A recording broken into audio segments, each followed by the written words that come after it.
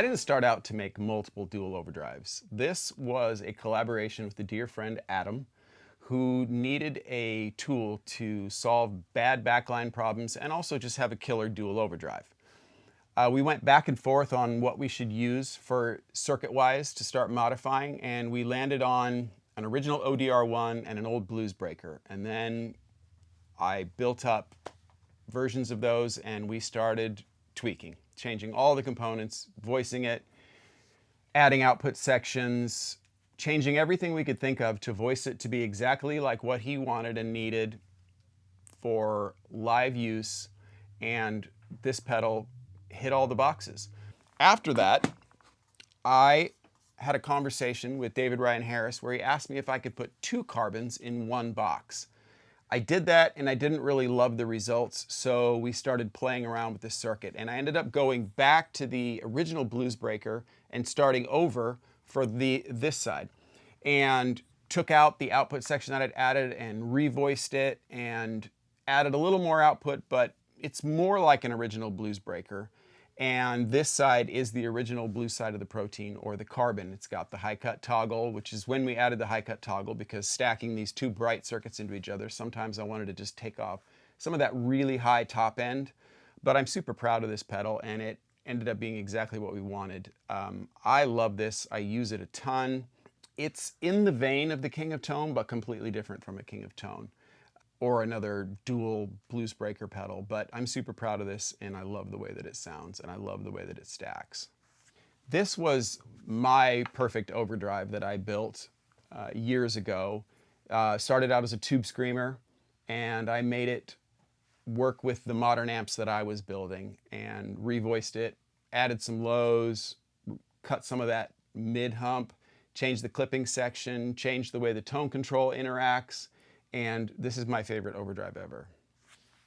Because of that, we're excited to release this, which is the Gritador on the green side and the same carbon on the blue side. It's got the high cut toggle that's now on the V4 and the Carbon X and the Carbon V2, and it's just an incredible dual overdrive. If you have a dialed in amp sound, this could be your best friend. It stacks incredibly well. The lead sounds from the green side and the green side stacked into the blue are epic, and love for you to try out.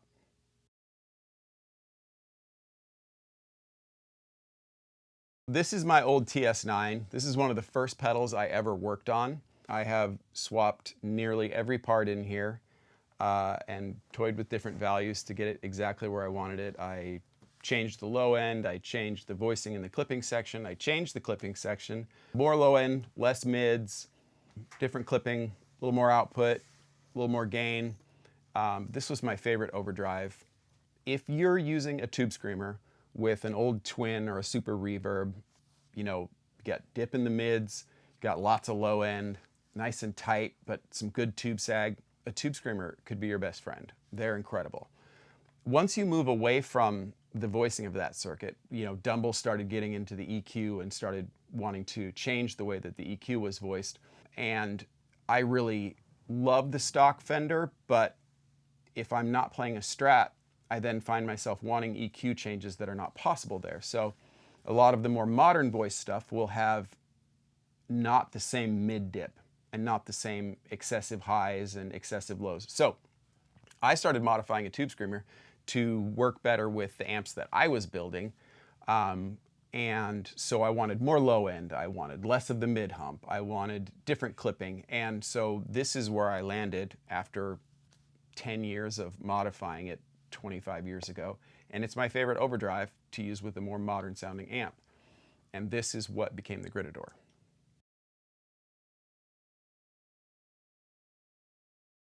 Ben and I had an awesome opportunity to go visit Andertons last year and do an interview with Lee, and it was a really incredible experience. They've got an incredible space, an incredible store over there. And in talking with Lee, one of the things he asked is, had I ever thought about putting a Gritador and a carbon together? And I said, well, Lee, funny you should ask. I've been wanting to do that for years. So June 19th, we're super excited to launch this. It's a limited release that we did with Andertons. We have 100 of them and they have 100 of them. They're going to be for sale on their website and our website, international from Andertons, US from us. And this is the Gritador and the carbon combined, like Lee and I discussed on the interview I did on his YouTube channel. Something interesting about the Ethane is that we changed the values on the caps for the high cut for this particular pedal. It's got a little more high cut than the Carbon X or the V4 Protein or the Carbon V2. So it voices it just a little differently when you cut that high end, but it works really nicely with this side.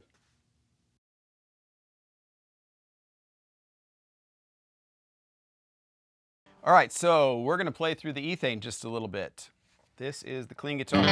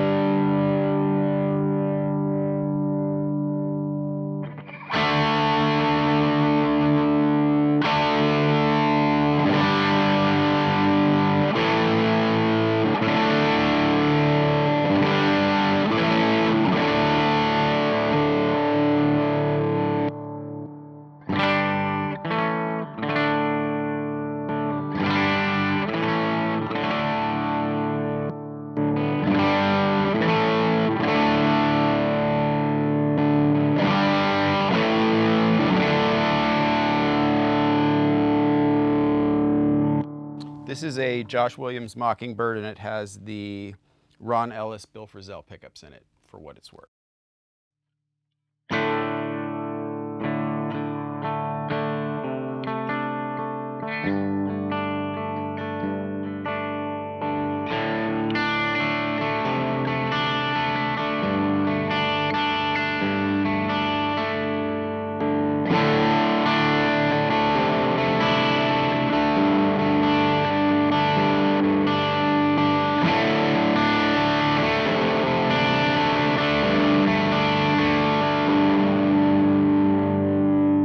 Hear that we still maintain a lot of clarity even through thick chord voicings.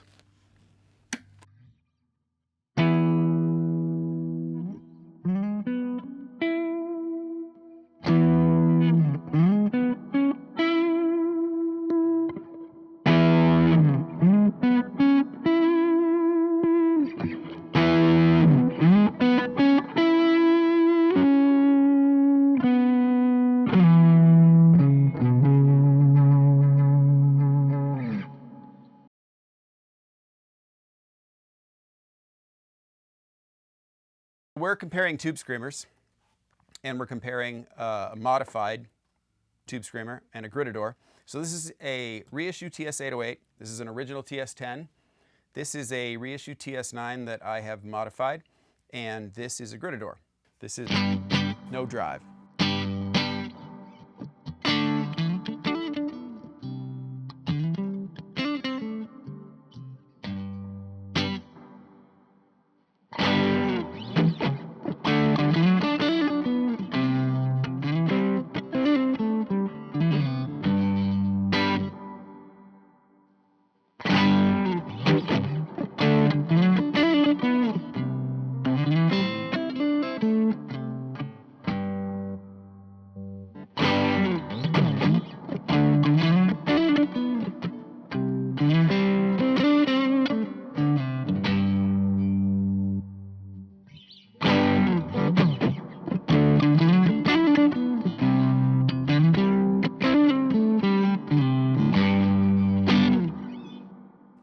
Now I'm going to do the same thing, but I'm going to turn this on.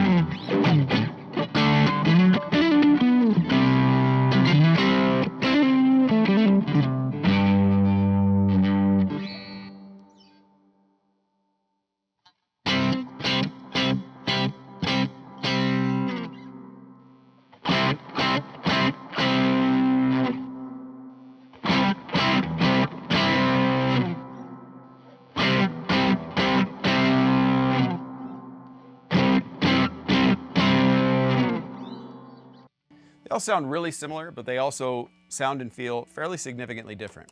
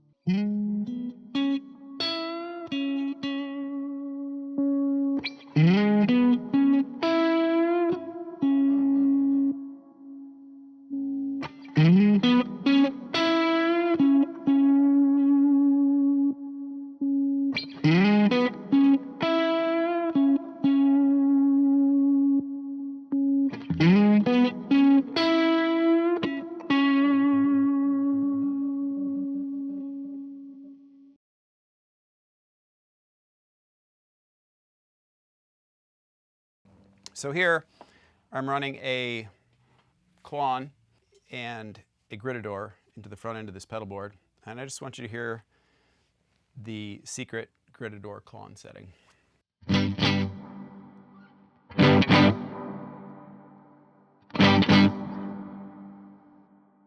All right, blue side on.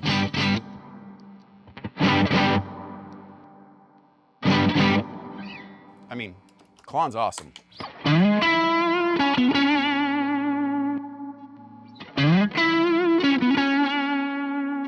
So this is the secret Klon Gritador setting.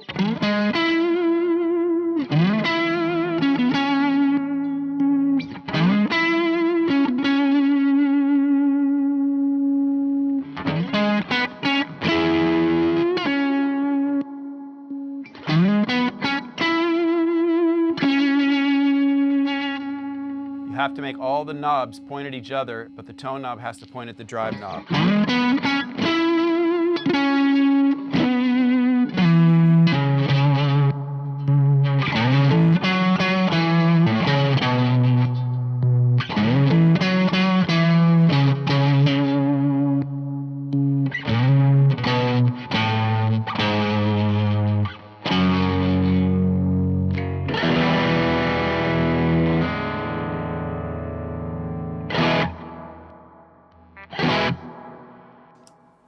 Klon's got a little more low end.